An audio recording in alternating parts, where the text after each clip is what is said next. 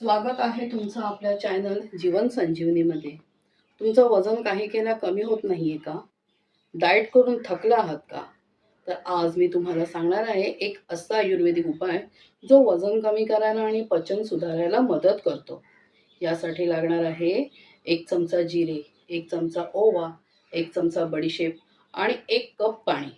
हे तिन्ही पदार्थ रात्री पाण्यात भिजत ठेवा।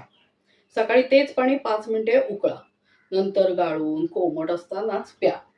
हा काढा रोज सकाळी रिकाम्या पोटी घ्या, किमान 1 महिना तरी नियमित घ्या। यामुळे पचन सुधारेल, गॅस कमी होईल आणि वजन कमी होण्यास मदत होईल। सोबत चालणं, हलका आहार आणि भरपूर पाणी पिणं खूप गरजेचं आहे।